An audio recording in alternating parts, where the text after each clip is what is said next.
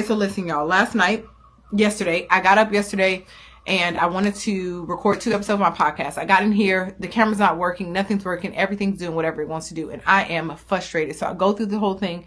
And long story short, by the end of it, I'm not able to record the episodes. And I am so frustrated. I got up, I put my makeup on, I did all the stuff, and I was not able to record the way that I wanted to record. And I'm so frustrated because I did my makeup and I did all the stuff, right? And I'm like, God, this is so annoying. Like, I don't understand. And so I sulked. And I had an attitude. I don't mean like a little attitude. I haven't had an attitude like that in a long time. And I couldn't shake it. I'm praying and I'm still just so frustrated. And I'm like, okay. Now in past seasons, what I would do in this moment, what I would do is, all right, well, I tried. I put forth the effort to obey what you told me to do and it didn't work out. So you got to see my heart, God. You saw my effort.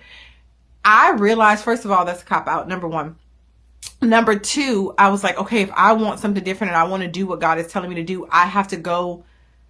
I can't, there can be no other option. So you know what I did? I got up super early this morning. I put makeup on again. I put my clothes on again to get in here and record before my clients come, because I am determined to not live the same way that I have been living. I'm determined to rid myself of excuses because I tried and it was frustrating and I didn't like the feeling. Okay, I felt my feelings and I dealt with what I needed to deal with last night, but I also still got up this morning. If you want a new normal, you have to do something different than what you always done. If I know that I quit right here, and I know that in previous seasons I was not good at producing or being consistent or showing up, I know that I have to write a new normal. So if that means I have to get up before my clients to come in here and record the 2 episodes that did not go well yesterday, then that's what I have to do, because I am determined to obey God in what he is requiring, even if it is hard, even if it is challenging. He never told me it was going to be easy. This is where I'm like, okay, God, I'm getting up this morning. I'm fully relying on you to help me figure out this camera stuff and to help me get